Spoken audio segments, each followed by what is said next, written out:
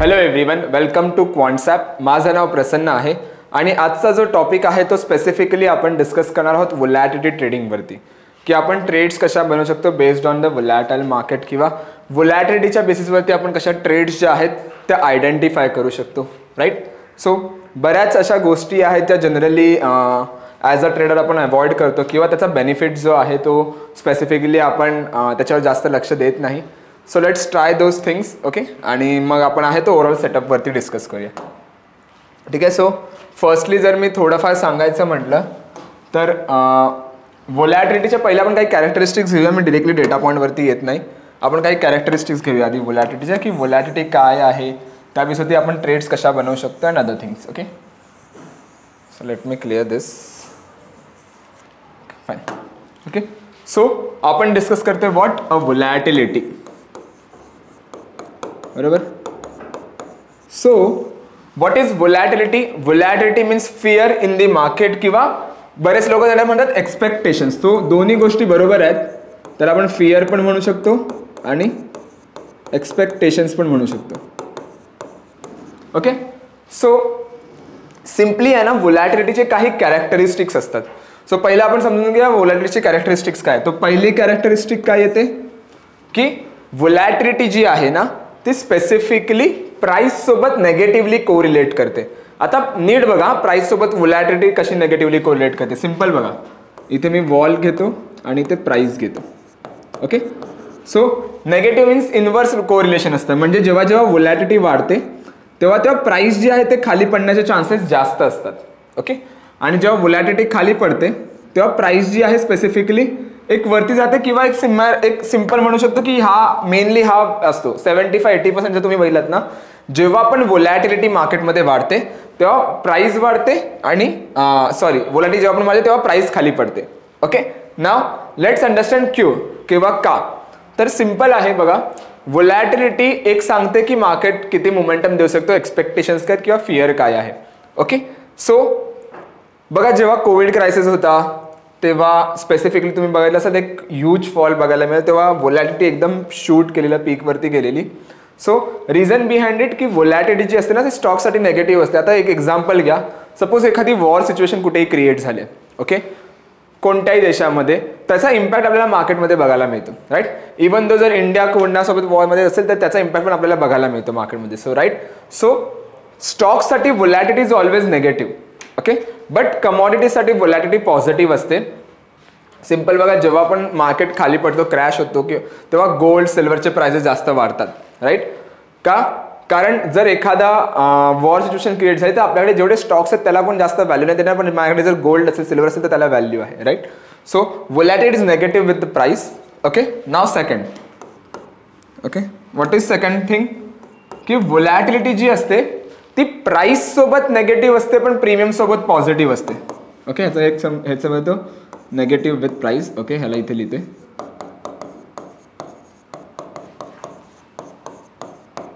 Okay. But volatility is positive with premium.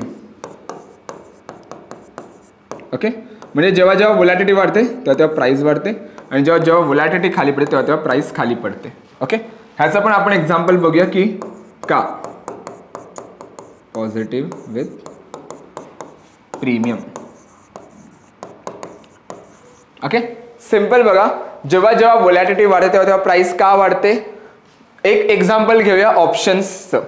So बघा, आपण open interest जो आहे तो रायटर्स पर्स्पेक्टिव्हने बघतो की कुठे कॉल रायटर्स आणि कुठे पुट रायटर्स आहेत. बरोबर. सो जेव्हा व्होलॅटिलिटी वाढते तेव्हा मार्केट एक्सपेक्टेशन असतात की मार्केट मोमेंटम देऊ शकतो, आयदर तो पॉझिटिव्ह देईल किंवा तो नेगेटिव्ह देईल. बरोबर. सो लेट्स फॉर एक्झाम्पल, जर व्होलॅटिलिटी वाढली तर मार्केट मोमेंटम देऊ शकतो. सो ज्यांनी जे ऑप्शन विकले आहेत ना ते काय करणार, ते स्पेसिफिकली त्यांच्या पोझिशन हेज करायला सुरुवात करणार.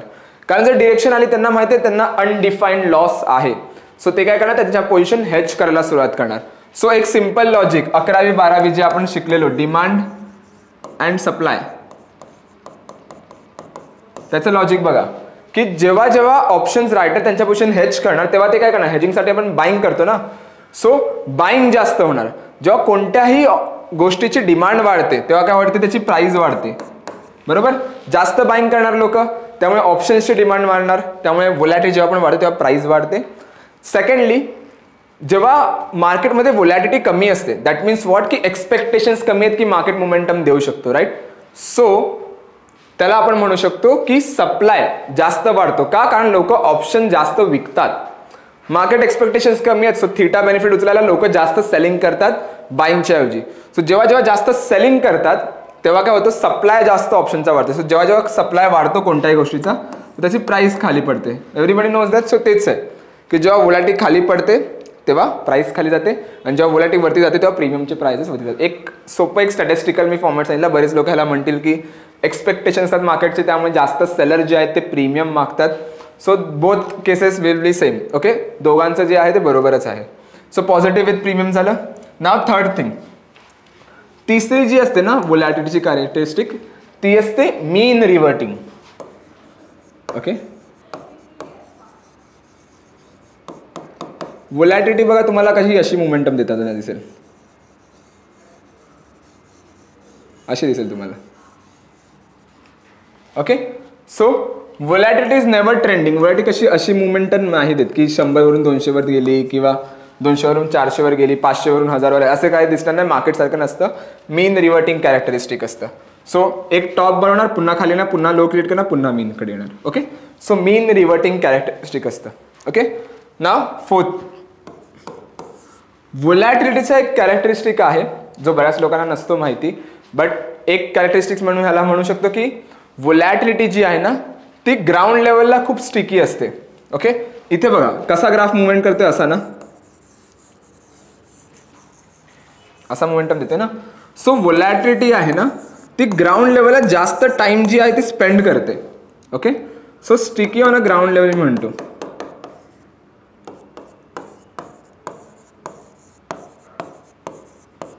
ओके, ग्राउंड लेवलला जास्त वेळ टाइम स्पेंड करते आणि जेव्हा जेव्हा व्होलॅटिलिटी स्पाइकअप करते ओके तेव्हा एक क्विक फॉल आपल्याला बघायला मिळतो मार्केटमध्ये. ओके, म्हणजे हायर लेवलला व्होलॅटिलिटी जी आहे ती जास्त वेळ टाइम स्पेंड नाही करत. जेव्हा जेव्हा व्होलॅटिलिटी स्पाइकअप करते तेव्हा एक क्विक फॉल बघायला मिळतो आणि जेव्हा जेव्हा ती एक लोअर एंडला असते तेव्हा तेव्हा एक सस्टेन करते तिकडे त्या लेवलला. जसं 10 वर असेल तर 10, 12, 13, पुन्हा 11, पुन्हा 10 वर येणार. पण जेव्हा ती 25 वर अचानक, तर ते 25 वरून सस्टेन नाही करणार. ती 25 वरून असं राहणार की 30-35 वर फिरते. 25 वरून परत ती फॉलवर येणार, 15 वर येणार, 10 वर येणार, परत एक फॉल देणार. ओके, सो कोणत्या 4 गोष्टी बघितल्या? पहिल्या, volatility is negative with the price, means what की जेव्हा जेव्हा व्होलॅटिलिटी वाढते तेव्हा प्राइजेस पडण्याचे चान्सेस जास्त असतात. सेकंडली, ह्याच्यामध्ये आपण बघितलं सेकंड कॅरेक्टरिस्टिक की व्होलॅटिलिटी जी आहे ती पॉझिटिव्ह विथ द प्रीमियम, की जेव्हा जेव्हा व्होलॅटिलिटी मार्केटमध्ये वाढते तेव्हा तेव्हा प्रीमियम्स मार्केटमध्ये वाढतात आणि जेव्हा जेव्हा व्होलॅटिलिटी खाली पडते तेव्हा प्रीमियम्स खाली पडतात. थर्ड थिंग आपण काय बघितली की व्होलॅटिलिटीची एक कॅरेक्टरिस्टिक असते ती असते मीन रिव्हर्टिंग कॅरेक्टरिस्टिक, की ती it's never trending. Simple, market सारखं नसतं. ओके, ती हाय बनवणार, पुन्हा मीनकडे येणार, पुन्हा लो क्रिएट करणार, पुन्हा मीनकडे येणार. And fourth one is volatility sticky on a ground level. Ground लेवलला व्होलॅटिलिटी जी आहे ती जास्त वेळ टाइम स्पेंड करते. ओके, नाव लेट्स अंडरस्टँड की कशा व्होलॅटिलिटीवरती ट्रेड्स बनवल्या पाहिजे. ओके, सो जनरली जर मी ट्रेड सेटअपबद्दल सांगायचं म्हटलं इथे, ओके, सो थोडं ह्याला मी हे करतो. ओके, हां, सो जर मी ट्रेड सेटअप्सबद्दल सांगायचं म्हटलं इथे, सो इथे 2 ट्रेड आपण बनवू शकतो. एक बेस्ड ऑन लॉंग व्होलॅटिलिटी आणि एक based on short volatility. Okay, ना जेव्हा जेव्हा आपल्याला वाटतंय की व्होलॅटिलिटी वाढू शकते, सो मी काय करणार, मी तिकडे जाऊन ATM call and puts buy करणार.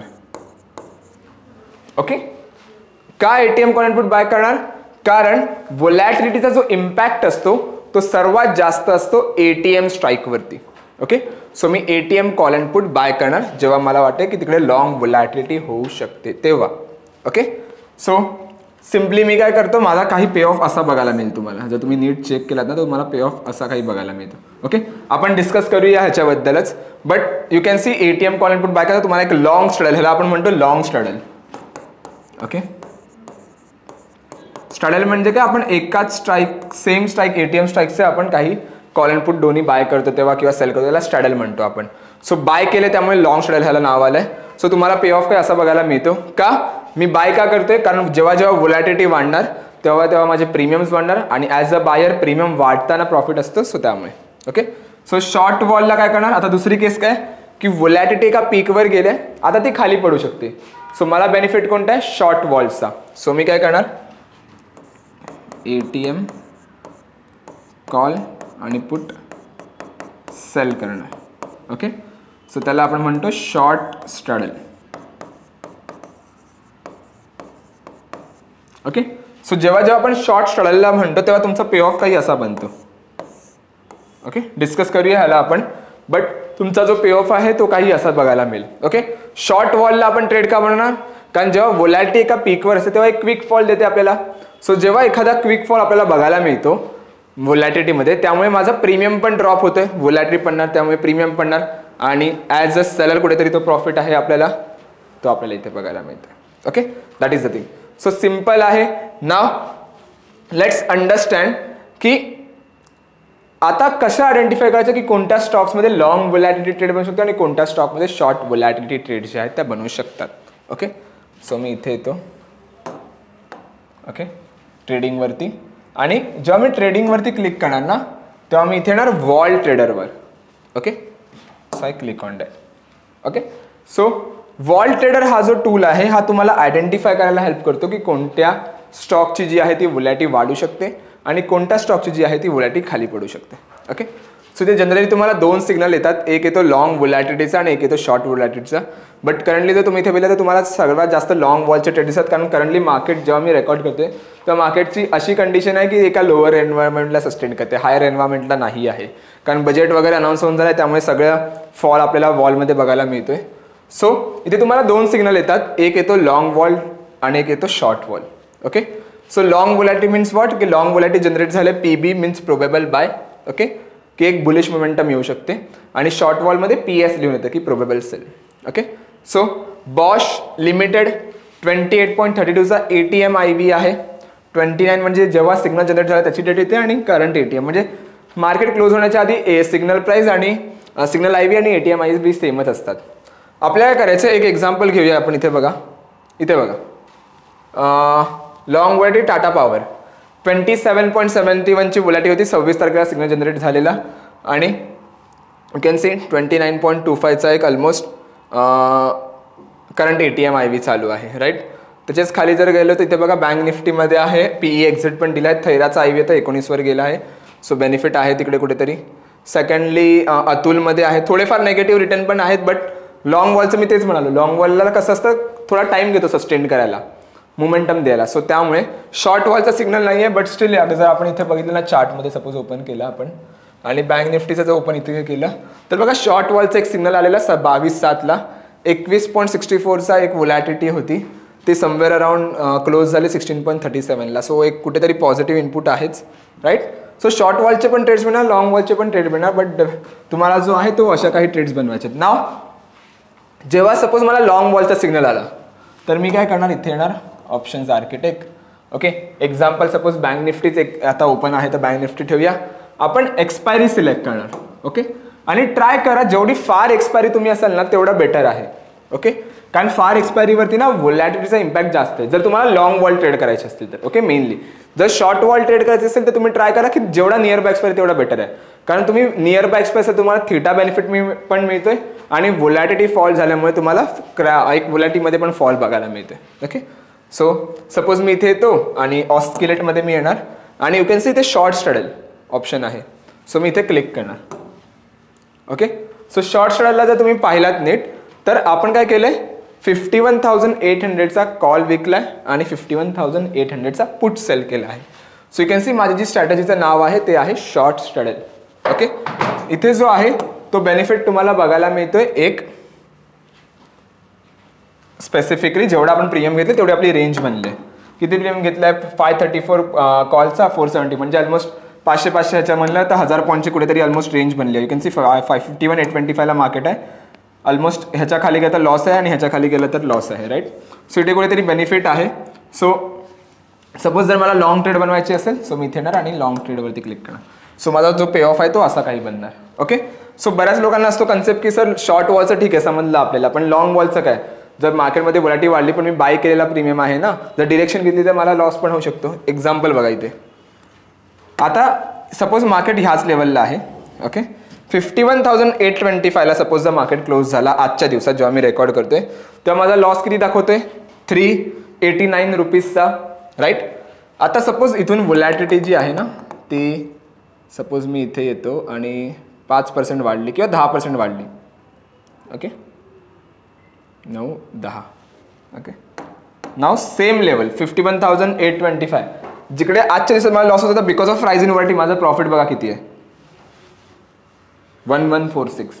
सपोज ती 15ने चेंज झाली, मी ATMच घेतले ना, त्यामुळे मी जवळचे स्ट्राईक घेतले. 51,800 आहे ना समवेअर अराउंड, सो तिकडे जर बघितलं तुम्ही तर 1837चा loss. So as a buyer I know that, but तुम्ही फार एक्सपायरी आहेत ना, त्यामुळे तुमचा थीटा जो आहे तो तुमच्या पोझिशनवर इतका इम्पॅक्ट नाही आणणार, राईट. सो कुठेतरी जो आहे तो ह्याचा बेनिफिट तुम्हाला मिळतोय. तेच जर तुम्ही सेल केलात तर इकडे बघा तुम्हाला शॉर्ट स्ट्रॅटेजी जर तुम्ही इथे सपोज केलात, ओके, आणि मी इथे नियर एक्सपायरीवाला घेतो 31 जुलै, कारण नियर एक्सपायरीला बेनिफिट मिळालं बघायला मिळेल. सो यू कॅन सी, जर मी इथे नीट पाहिलं तर माझा PNL 51,825ला किती दिसतोय 811 रुपये. सपोज इथून व्हॉलॅटिलिटी जी आहे ना ती -25 करूया आपण ह्याला, किंवा -10 करूया आपण,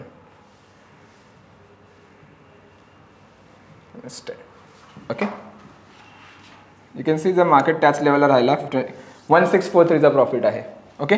सपोज तोच जर अजून 15ने खाली पडली व्हॉलॅटिलिटी त्याच लेवलला, बघा मार्केटचा किती आहे 2000चा प्रॉफिट आहे, राईट. सो आपण इथे कुठे डिरेक्शनवरती बेट नाही करत आहोत, आपण जे बेट करतो तो डिरेक्टली करतोय व्हॉलॅटिलिटीवरती, ओके. सो जेव्हा व्हॉलॅटिलिटीमध्ये ड्रॉप बघायला मिळतो, जेव्हा व्हॉलॅटिलिटीमध्ये एखादी मोमेंटम बघायला मिळते, तर चेक करा की ती लॉंग वॉल आहे की शॉर्ट वॉल आहे. जर लॉंग व्हॉलॅटिलिटी असेल दॅट मीन्स की कुठेतरी सेंटिमेंट जो आहे मार्केटचा तो थोडाफार वरती जाऊ शकतो because of the change in volatility. So premiums माझे वरती जाऊ शकतात, सो मी तिकडे जाऊन एखादा स्ट्रॅडल बाय करीन, आणि जर शॉर्ट वॉलचे ट्रेड असेल तर मी तिकडे जाऊन एखादा स्ट्रॅडल सेल करीन. कसं फिगर आउट करणार आपण, ट्रेडिंगवरती येणार आणि माय पोझिशनवरती येणार.